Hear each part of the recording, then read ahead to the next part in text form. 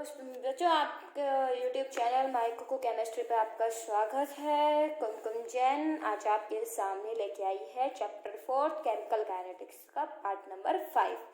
एक चीज़ मैं आपको बता दूं बच्चों, ये वीडियोस आपको डेली 10 बजे आपको मिला करेंगी। कभी हो सकता है किसी वजह से आपको 10 बजे ना मिल पाए किसी दिन, लेकिन आपको ये वीडियो सुबह 10 बजे मिल जाया करेंगे। आज का टॉपिक हम पार्ट 4 के आगे कंटिन्यू करते हैं, शून्य कोटि की अभिक्रिया। आपको अगर मेरी वीडियोस नहीं मिल रही हैं बच्चों, तो आप इस चैनल को सब्सक्राइब कर दीजिए ताकि आपको सारे नोटिफिकेशंस इस वीडियो के आपको मिलते रहेंगे।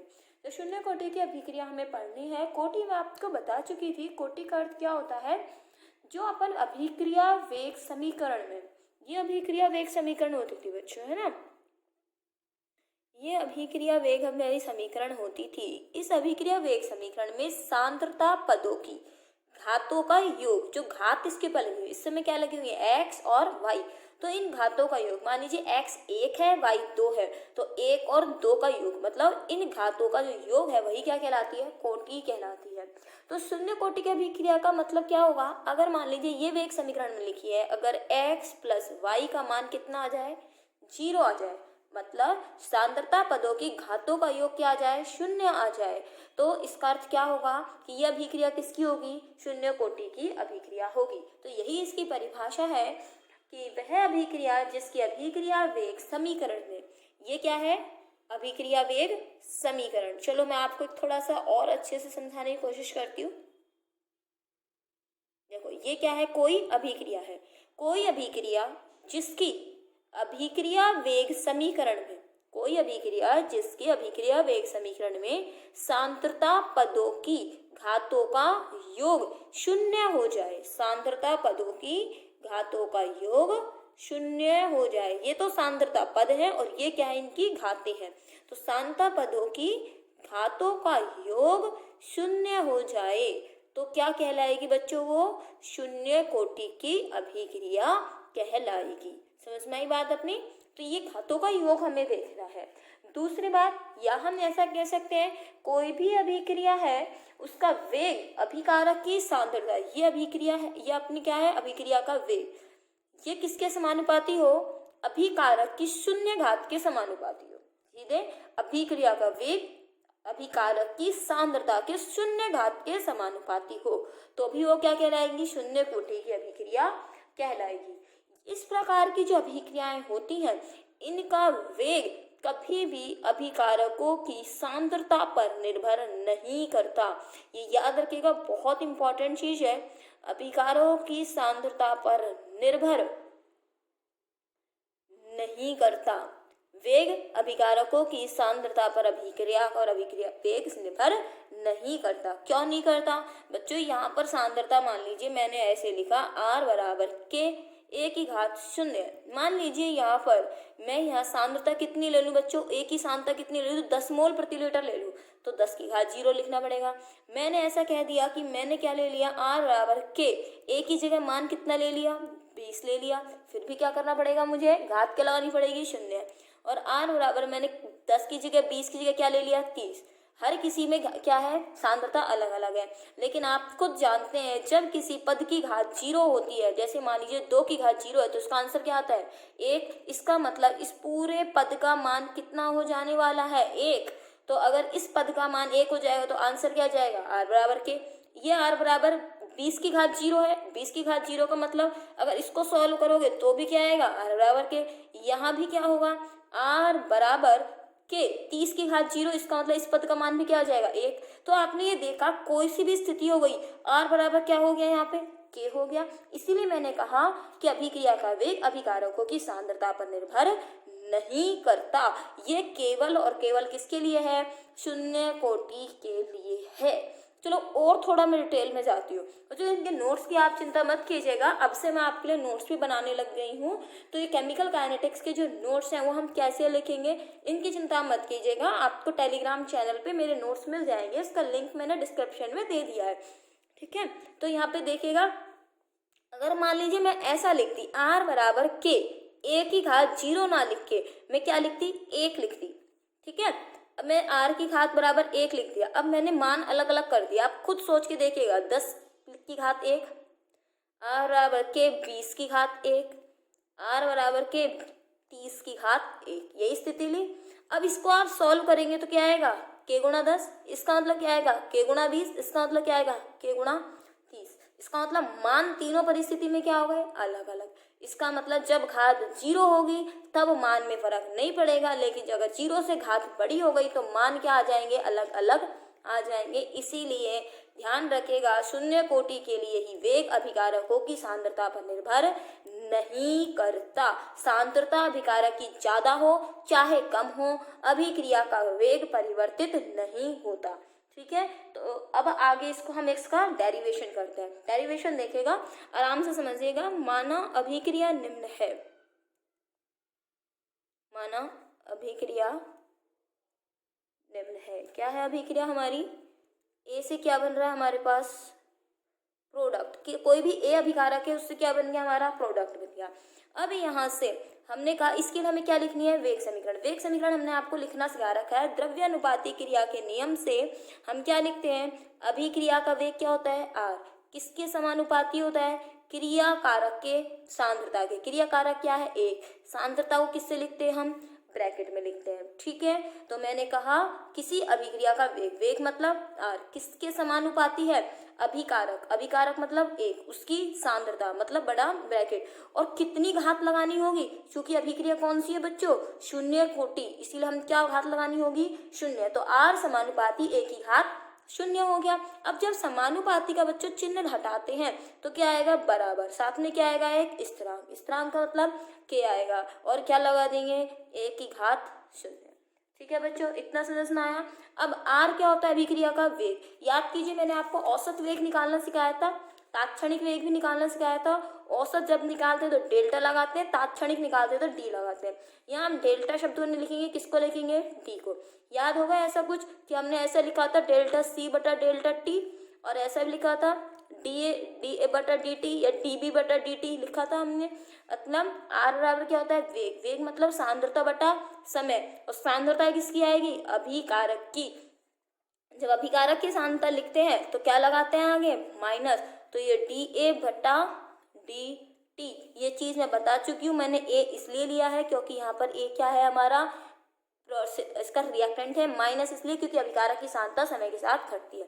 ये हमने वेग किसके संदर्भ में लिखा, रिएक्टेंट के संदर्भ में। अब किसके संदर्भ में लिखना हमें वेग, प्रोडक्ट के संदर्भ में। अब प्रोडक्ट क्या है अपना, प्रोडक्ट मान लीजिए यहाँ पर कितनी मात्रा बन जाती है, प्रोडक्ट की x मात्रा बन जाती है। प्रोडक्ट की कितनी मात्रा बनती है, x। तो हमको पता है प्लस लगाते हैं इसके लिए, अगर अभिकारक है तो माइनस, और अगर प्रोडक्ट है तो प्लस। तो डी एक्स बटा डी टी, एक्स किसके लिए लगाया हमने, ये प्रोडक्ट की मात्रा है, बराबर क्या है आगे, के ए की घात 0। ठीक है बच्चों, इतना अपना। यदि किसी की घात 0 होती है बच्चों तो हम क्या लिख सकते हैं, बराबर 1 लिख सकते हैं। तो मैं क्या ऐसा लिख सकती हूँ, डी एक्स बराबर डी टी के, बिल्कुल लिख सकते। क्यों नहीं लिख सकते भाई, इन दोनों में से ये तो क्रिया कारक है और ये किसका है, उत्पाद का। इन दोनों में से कोई एक चीज लिखनी है, या तो क्रिया कारक को लिखना है या फिर प्रोडक्ट को लिखना है। मैं यहाँ पर किसको लेके चल रही हूँ, प्रोडक्ट को लेके चल रही हूँ। क्रिया कारक को भी लेके चल सकते हैं, लेकिन दोनों में से एक चीज को ही लेके चल रहा है, और मैंने किसको लेके चल रही हूँ, प्रोडक्ट को। याद रखिएगा बच्चों, एक्स का मतलब क्या है, बने हुए प्रोडक्ट की मात्रा है, बने हुए प्रोडक्ट की मात्रा है। तो डी एक्स बटा डी टी, और ये ए 0 का मतलब क्या हुआ, कि जब किसी पद की घात 0 होती है तो उसका मान कितना होता है, 1। अब यहाँ पर जो मैंने ये समीकरण लिखा, इस समीकरण को आप बॉक्स में बंद कर दीजिए, और इसके नीचे क्या लिख सकते हैं, यह शून्य कोटि की अभिक्रिया के लिए क्या है, यह शून्य कोटि की अभिक्रिया के लिए अवकलित वेग समीकरण है। शून्य कोटि की अभिक्रिया के लिए क्या है बच्चों, ये अवकलित वेग समीकरण है। अब इसके आगे हम निकालते हैं, इसका निकालना हमें समाकलित वेग समीकरण। इसी के आगे देखिए यहाँ से बच्चों, ये हमने निकाला था डी एक्स बटा डी टी बराबर के। ठीक है, इसको हम क्या ऐसा लिख सकते हैं, थोड़ा सा मैथमेटिक्स इसमें चलेगी। डी एक्स बराबर के डी टी लिख सकते हैं बच्चों। इसको हमने इसको मल्टीप्लाई कर दिया, हमने कुछ नहीं करा, इसको मल्टीप्लाई कर दिया, के को डी टी से क्रॉस मल्टीप्लाई कर दिया, वज गुणा कर दिया। अब इस समीकरण को हमने नाम क्या दे दिया, 1। अब समीकरण 1 का समाकलन करने पर क्या करेंगे, समीकरण 1 का समाकलन करने पर देखिए इसका समाकलन कैसे करेंगे, ये dx हो गया। अब k क्या है, स्थिरांक। बच्चों जो स्थिरांक होता है इसका समाकलन नहीं करेंगे तो k को तो क्या कर देंगे, समाकलन से बाहर कर देंगे और ये क्या लिख देंगे, k dt। तो dx का जो समाकलन करेंगे अपने पास क्या आएगा, x आएगा, k की जगह k आएगा और dt का समाकलन करेंगे तो क्या आएगा, t। और जो समाकलन करते हैं तो स्थिरांक आता है जिसे हम क्या बोलते हैं, समाकलन स्थिरांक, और वो क्या है हमारे पास c। तो c बराबर क्या है यहाँ पे, समाकलन स्थिरांक। क्या बच्चों, अब इसको आगे क्या नाम देंगे बच्चों, समीकरण 2। अब समीकरण 2 में हम क्या करने वाले हैं, यदि मैं कह दूं t बराबर 0 है, मतलब अभिक्रिया शुरू ही नहीं हुई है। t बराबर 0 का मतलब क्या होगा, अभिक्रिया अभी शुरू नहीं हुई है। t बराबर 0 का अर्थ है बच्चे, हाँ t अभी अभिक्रिया शुरू नहीं है। जब अभिक्रिया ही शुरू नहीं हुई तो इसका मतलब क्या, प्रोडक्ट बनेगा। यदि t बराबर 0 हो तो x क्या थी, प्रोडक्ट की मात्रा। जो अभिक्रिया शुरू नहीं हुई तो उत्पाद भी नहीं बनेगा, तो x बराबर भी क्या हो जाएगा, 0। अगर t और x दोनों 0 हो गए और हमने ये मान यहाँ पर रख दिए, देखो x का मतलब क्या रख दिया, समीकरण 2 से एक बार लिख के देखें तो हम यहाँ पे क्या लिख सकते हैं, x की वैल्यू 0 बराबर k, t की वैल्यू क्या है, 0 है, तो प्लस c। तो आप मुझे बताइए क्या c का मान 0 नहीं आ जाएगा, आएगा बिल्कुल। अब ये जो c का मान 0 जो आया, इस c के मान 0 को c का मान समीकरण कितने में रखें, 2 में रखने पर, तो रख दीजिए समीकरण c का मान समीकरण 2 में। देखिए c का मान समीकरण 2 में अगर हम लिखते हैं तो x की जगह x बराबर kt, क्योंकि c का मान कितना है, 0, तो प्लस क्या आ जाएगा, 0 आ जाएगा। तो x बराबर क्या आ जाएगा बच्चों, k। तो अब हम क्या लिख सकते हैं, k बराबर x अपॉन t, ये हमारा आ गया k बराबर x अपॉन t। और इसी को हम क्या कहेंगे, इसको समीकरण 3 डाल के हम लिख देंगे। हम इसको लिख सकते हैं, यही शून्य कोटि अभिक्रिया के लिए ये जो अपने पास आया k बराबर x अपॉन टी, यही शून्य कोटि के लिए समाकलित वेग समीकरण होगा। शून्य कोटि के लिए क्या होगा, समाकलित वेग समीकरण होगा। ठीक है बच्चों, यही शून्य कोटि के लिए समाकलित वेग समीकरण होगा। तो पेपर में यही आता है, सीधे क्वेश्चन आता है, शून्य कोटि अभिक्रिया के लिए समाकलित वेग समीकरण ज्ञात कीजिए। आप चाहे तो साथ साथ इसको पॉज करके भी नोट कर सकते हैं, वैसे आपको इसमें पीडीएफ आपको मिल जाए। बच्चों इसके आगे हमें ये लिखना जरूर होता है कि k यहाँ पर क्या है, तो k है यहाँ पर शून्य कोटि के लिए वेग स्थिरांक, k बराबर शून्य कोटि के लिए वेग स्थिरांक। और जैसा कि मैं लास्ट तक आपको कहती आई हूँ, x बराबर क्या है यहाँ पर, उत्पाद की मात्रा। x क्या है यहाँ पर, उत्पाद की मात्रा। अब हमारे पास अगला क्वेश्चन बनता है कि शून्य कोटि का मात्रक क्या होगा। अगर इससे पहले वाले वीडियो अगर आपने देखा है इसका पार्ट 3, तो पार्ट 3 में आपने पार्ट 3 या फिर पार्ट 2 में मैंने आपको ये बताया था कि शून्य कोटि यदि n बराबर 0 हो तो वह शून्य कोटि का मात्रक होता है mole litre inverse second inverse. चलिए मैं आपको यहाँ इससे भी सॉल्व करवा देती हूँ। ये अपना था k बराबर x अपॉन टी। k क्या है बच्चों, यहाँ से सांद्रता, k क्या है यहाँ पे, सांद्रता, t क्या है, समय। क्योंकि हम जानते हैं सांद्रता किसमें होती है, मोल प्रति लीटर में, तो ये लिख दिए, मोल प्रति लीटर लिख दिया। समय किसमें होता है, सेकंड में होता है। तो अब आप अगर इसको पूरा लिखेंगे तो मोल प्रति, ये देखिए मोल लीटर इनवर्स और ये सेकंड इनवर्स। यहाँ से इस फॉर्मूले से भी आप इसको डिराइव कर सकते हैं। x सांद्रता होती है, सांद्रता मोल प्रति लीटर में होती है, तो मोल प्रति लीटर सेकंड इनवर्स। मोल प्रति लीटर अगर किसी बच्चे को समझ में नहीं आ रहा है कि मोल प्रति लीटर का मतलब क्या है, तो बच्चों इसका छोटा सा मतलब यही है कि मोल प्रति लीटर। हो सकता है मुझे ऐसा लगा कहीं ऐसा नहीं हो कि आपको मोल प्रति लीटर का अर्थ नहीं समझ में आ रहा हो। तो मोल प्रति लीटर का मतलब ये है कि 1 लीटर में घुले हुए मोल, 1 लीटर में घुले हुए मोल मतलब 2 मोल प्रति लीटर है। मतलब 1 लीटर में 2 मोल घुले हुए हैं, क्या 1 लीटर में 3 मोल घुले हुए हैं या 1 लीटर में 4 मोल घुले हुए हैं, तो वही मोल प्रति लीटर होता है। और मोल ध्यान होगा आपको, ग्राम भार बटा अणुभार करके हम निकालते हैं, जो हम 11th क्लास में सीख चुके होते हैं। तो मोल प्रति लीटर एक सांद्रता है कि 1 लीटर में कितने मोल घुले हुए हैं। बच्चों अब आगे हमें क्या सीखना है, x बराबर kt के लिए ग्राफ। बच्चों ग्राफ सिखाने से पहले मैं आपको एक छोटा सा कंसेप्ट क्लियर करना चाहूँगी। जो इक्वेशंस होती है ना वो हमारी, वो 3 प्रकार की होती है। मैथ्स के स्टूडेंट में भी वो जानते हो, y बराबर mx, y बराबर mx प्लस c और y बराबर minus mx plus c। It में भी ये 3 इक्वेशन होती है। एक बार आप इन तीनों इक्वेशन को समझ लीजिए, क्योंकि ये हमारे बहुत काम आने वाली है। y बराबर एम एक्स का मतलब क्या होता है? y बराबर एम एक्स का ग्राफ बच्चों हमेशा एक स्ट्रेट लाइन होती है, मतलब सीधी लाइन होती है। y का मतलब जो y अक्ष पर आएगा, x का मतलब जो x अक्ष पर आएगा, और जो ये m होता है वो इस सीधी रेखा का ढाल होता है। आपको याद होगा मैंने शुरू में औसत वेग बढ़ाया था। ढाल को निकालने का तरीका क्या होता है? ढाल होता है tan थीटा।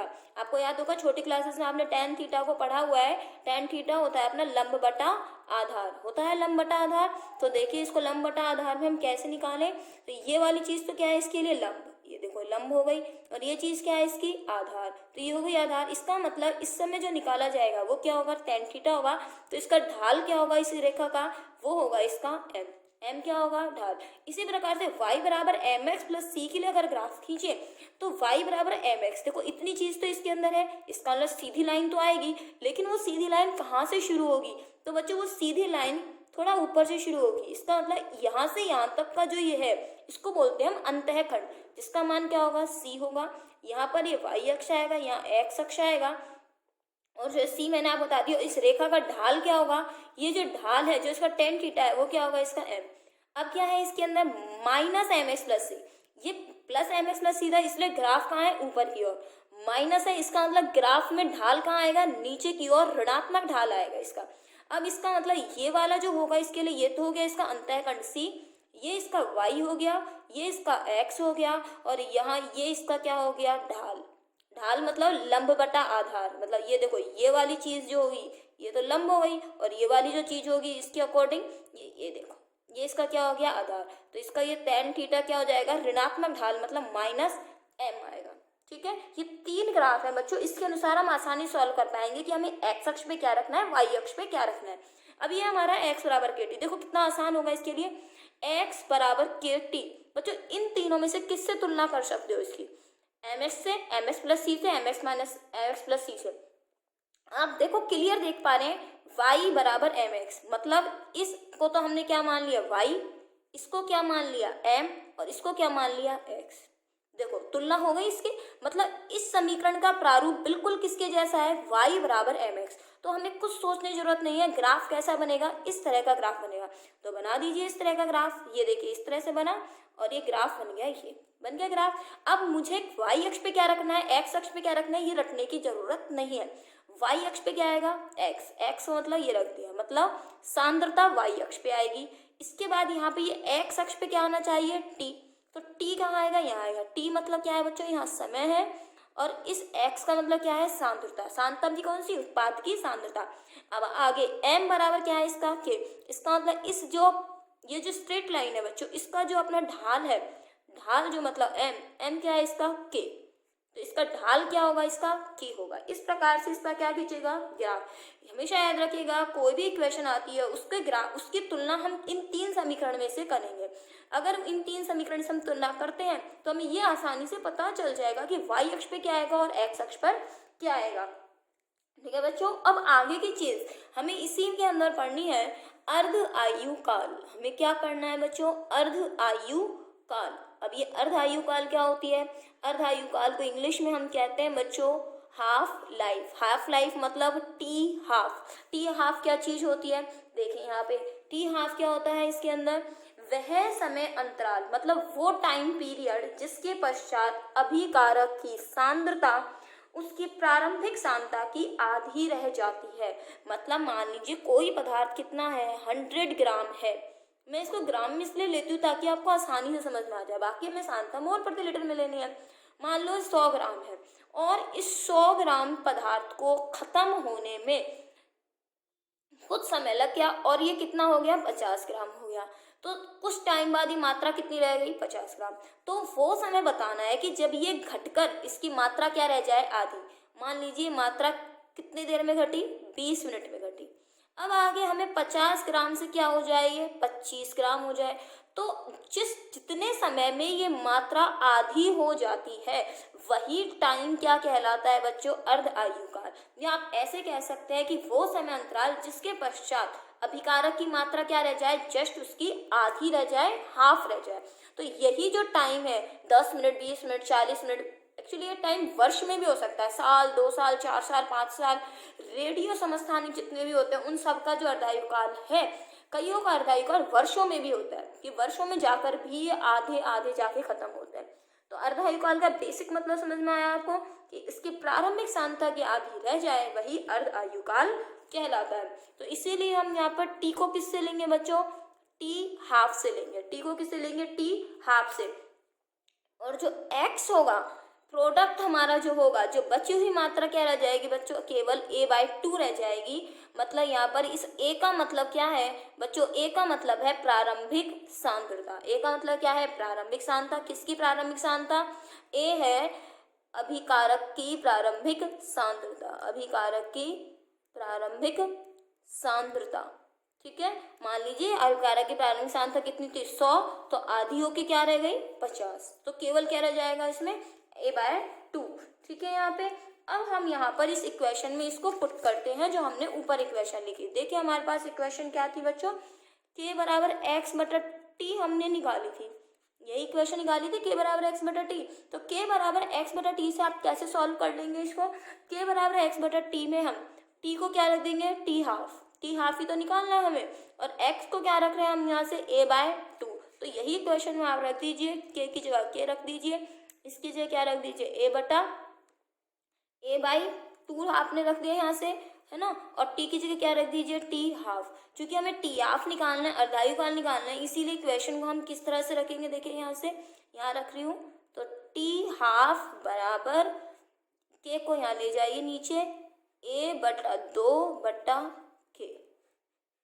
देखो यही रखोगे, या फिर इसको हम ऐसा भी तो लिख सकते हैं, t हाफ बराबर a/2k। ये देखिए समझ में आया ये वाली चीज, हमने क्या करा, देखो t बराबर t हाफ, x बराबर a/2, k बराबर x/t अपना था, x जगह a/2 रखा, t की जगह t हाफ रखा, इक्वेशन को सॉल्व किया, k को यहाँ लेके आए, t हाफ रखा, t हाफ बराबर कितना आ गया, a/2k आ गया, a/2k।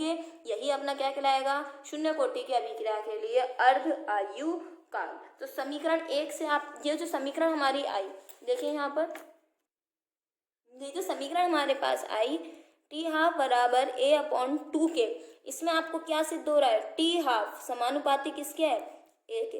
मैंने a लिखा, 2 और k को नहीं लिखा। इस चीज ध्यान रखिएगा, जब समानुपाती का चिन्ह लगाते हैं तो बाकी वो चीजें छोड़ देते हैं जिनका मान परिवर्तित नहीं होता। 2 का मान 2 ही रहने वाला है, और k खुद एक वेग स्थिरांक है, तो 2 भी एक स्थिर राशि है और k भी क्या है, स्थिर है, इसीलिए 2 और k इसको नहीं लिखेंगे हम। टी हाफ बराबर a/ क्या लिखेंगे, 2k। तो टी हाफ समानुपाती क्या होगा, a यहाँ पर क्या है, प्रारंभिक सांद्रता। इसका अर्थ अर्ध आयुकाल आरंभिक सांद्रता पर निर्भर करता है। दोबारा समझ लीजिए, इसका मतलब क्या है, जैसे मान लीजिए कोई 100 ग्राम पदार्थ है, 100 से कितना रह गया, 50, तो इसको आधा होने में मान लीजिए आपका कितने देर का समय लगा, 1 घंटे का समय लगा।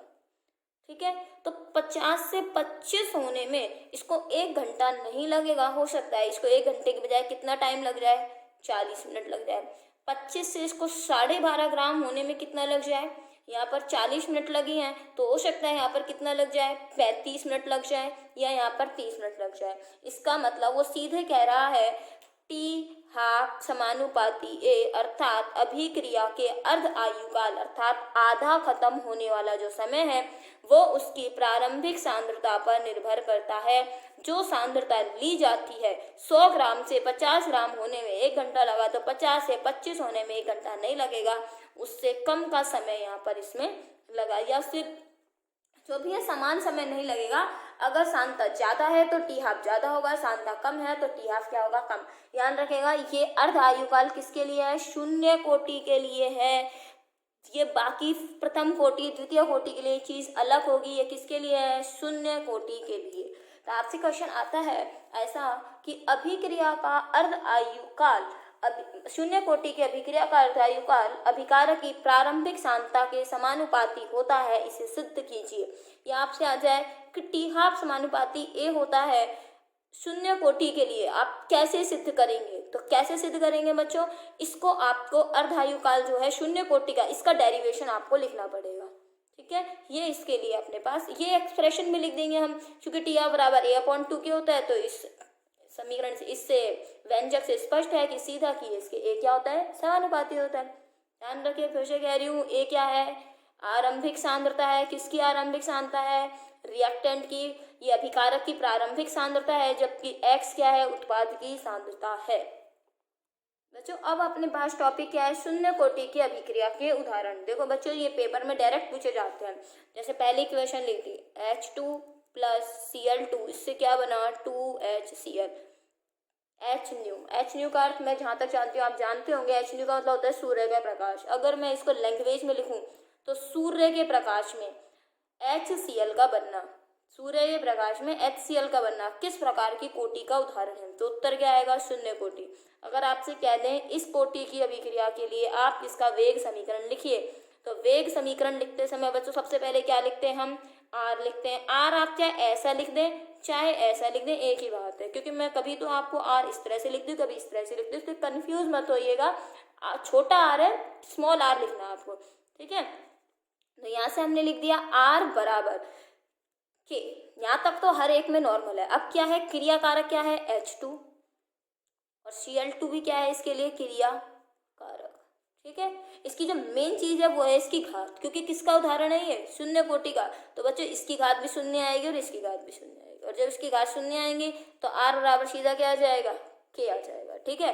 तो यही इसका क्या होगा, अभिक्रिया वेग समीकरण। दूसरा अपने पास है मॉलिब्डेनम की सतह पर, मॉलिब्डेनम डी ब्लॉक का तत्व है मॉलिब्डेनम। मॉलिब्डेनम को हम कैसे लिखते हैं, MO। मॉलिब्डेनम की सतह पर फास्फीन का अपघटन, फास्फीन क्या होती है, PH3, जैसे अमोनिया होती है ना NH3, ऐसे फास्फीन होती है PH3। तो फास्फीन का अपघटन कैसे होगा, ये अपना PH3 लिख दिया। इसमें कौन कौन से तत्व है बच्चों, एक फास्फोरस और एक हाइड्रोजन। तो फास्फोरस को P4 के रूप में लिखते हैं, हाइड्रोजन को H2 के रूप में लिखते हैं। किसकी उपस्थिति में, मॉलिब्डेनम की उपस्थिति में। तो ये भी कैसा होगा, इसका भी वेग समीकरण अगर मैं लिखूं तो R बराबर के PH3 का घात कितनी हो जाएगी, शून्य। तो R बराबर क्या आ जाएगा, के आ जाएगा, ठीक है। इसके बाद तीसरा इक्वेशन हम ले रहे हैं टंगस्टन की सतह पर। टंगस्टन मतलब W होता है, की सतह पर अमोनिया का अपघटन, किसका अपघटन, अमोनिया का अपघटन।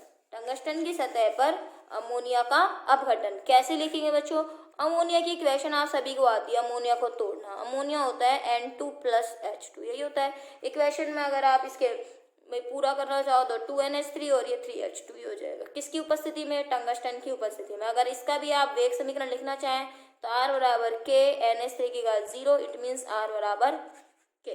चलो इसकी एक शॉर्ट सी ट्रिक मैं आपको बता दूं, कोई भी अभिक्रिया शून्य कोटि के ना किसी की उपस्थिति में जरूर होती है। देखो सूर्य के प्रकाश में हो रही है, मॉलिब्डेनम की उपस्थिति में हो रही है, टंगस्टन की उपस्थिति में हो रही है। जब किसी की उपस्थिति में, उत्प्रेरक की उपस्थिति में कोई अभिक्रिया आपको दिखाई दे तो बच्चों 90% उदाहरण ऐसे हैं जिसमें उसका उत्तर क्या आएगा, शून्य कोटि आएगा। और ये बोर्ड एग्जाम में सीधे प्रश्न बनता है, कैसे बनता है, निम्न अभिक्रियाओं की कोटि बताइए। तो आपके लिए ये लिख दिया, ठीक है। अभिक्रिया की कोटि क्या होगी, तो आपको उत्तर लिखना होता है शून्य कोटि, प्रथम कोटि, द्वितीय कोटि, कौन सी है, ठीक है। तो ये सतह पर जो भी अभिक्रियाएं हो रही हैं वो मोस्टली कौन सी है, शून्य कोटि की। एज इट इज एग्जाम्पल याद करना, सूर्य के प्रकाश में HCl का बनना, शून्य कोटि। मॉलिब्डेनम की सतह पर फॉस्फीन का अपघटन, शून्य कोटि। टंगस्टन की सतह पर अमोनियम का अपघटन, शून्य कोटि। इस तरह से आप अभिक्रियाओं को कर सकते हैं। तो बच्चों यहाँ तक अपना शून्य कोटि तक हो चुका है। अब हम अगले भाग में हम पढ़ेंगे प्रथम कोटि की अभिक्रिया। यहाँ तक आप अपना पढ़िए, रिवीजन करिए। आपको इसकी PDF चाहिए तो बच्चों आपको इसके लिए टेलीग्राम चैनल को डाउनलोड करना होगा। टेलीग्राम चैनल पर आपको इसकी PDF जरूर मिल जाएंगी, क्योंकि यूट्यूब पर PDF सेंड करने का कोई माध्यम मेरे पास नहीं है। और जो बच्चे गोविंदगढ़ स्कूल के हैं वो PDF चिंता ना करें, वो पर्सनली मुझसे बात कर पाएंगे वो बच्चे। और जो बच्चे मुझे नहीं जानते हैं उनको टेलीग्राम चैनल से इस चैप्टर की आपको PDF मिल जाएंगी। टेलीग्राम चैनल पे आपको किस तरह से मिलेंगी, आप टेलीग्राम चैनल को आप डाउनलोड करिएगा और उसके अंदर आपको कुक्कू केमिस्ट्री, जो मेरा चैनल का नेम है, यही कुकू केमिस्ट्री के नाम से है। और वहाँ पर आपको इसका लिंक जो है, आपको इसका लिंक कहाँ मिलेगा, आपको इस चैनल का लिंक मेरे डिस्क्रिप्शन बॉक्स में बच्चों मिल जाएगा, क्योंकि आपको नोट्स की प्रॉब्लम आ रही होगी, मैं समझती हूँ इसकी, इस चैप्टर की। तो आपको वहाँ पर ये इसकी PDF इस चैनल पर मिल जाएंगे। इस चैनल का लिंक आपको डिस्क्रिप्शन में मिल जाएगा। और एक चीज़ और बच्चों, पॉलीमर जो चैप्टर है इसके 5 भाग हैं, और पॉलीमर चैप्टर का लिंक भी जो एक पार्ट का इसके प्लेलिस्ट बना रखी है, प्लेलिस्ट के अंदर आपको 5 भाग इसके मिल जाएंगे। धन्यवाद बच्चे, पढ़े करते रहिए आपने, धन्यवाद।